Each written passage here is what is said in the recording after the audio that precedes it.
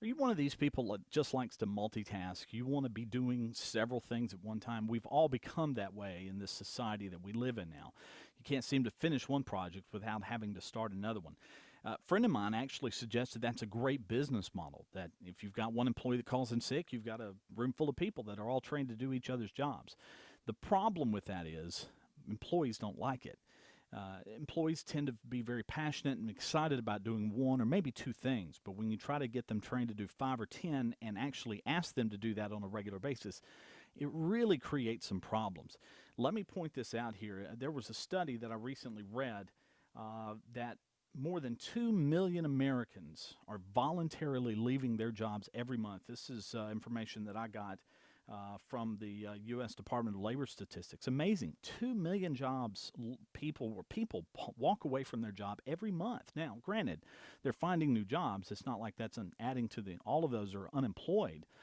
But these are people that are unhappy with their work. A lot of the reasons cited in the studies that I found, they don't like their boss, a lack of empowerment, internal politics, a lack of recognition.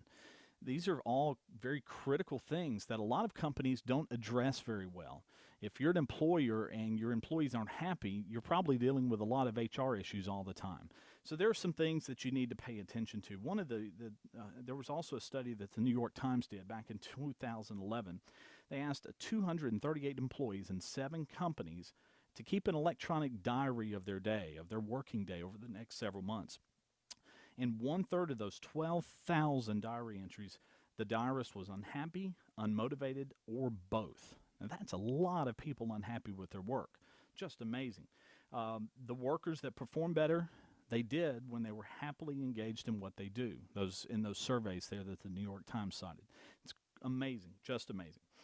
The point that I want to make here is that this whole idea of keeping your employees happy doesn't necessarily cost the company money. If you've got really great employees excited about what they're doing, they're going to be motivated. They're going to be self-motivated because they're happy in what they do. And you're going to spend less time focusing on HR stuff. Think of it this way. One of my favorite books is Good to Great by Jim Collins, written more than 10 years ago. But it's a fantastic book about the idea of businesses that were good businesses and transformed into great ones. There's not many out there that he cited in this book. One of the reasons why is they first hired the right people. And they were more worried about people than they were about what tasks they were going after. They made the analogy here, Jim did in his book, about a bus.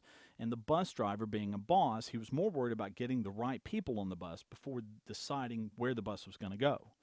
If you get the right people on the bus and get the wrong people off the bus, then everyone is happy with where the bus is going. Very, very good concept there, and it's shown results as he proved in the book as well. So the bottom line: take care of your employees. If you're running a company, if you want better employees and better results to grow your business, take care of them. Do what you can. Listen to what they have to say. Listen to what's bothering them, and try to make improvements the best you can. And then as employees, find your passion. If you're unhappy doing what you do, leave. Find another job where you can be happy at what you're doing and make money at the same time. You're not doing yourself any favor, nor your boss, to stay in a job that you're not happy with. These are just 2 of the recommendations that I recommend to make happier employees and to make better companies. I'd love to hear your suggestions. Just go to my website at crossdig.com, contact me, and let me know what you think. Thanks.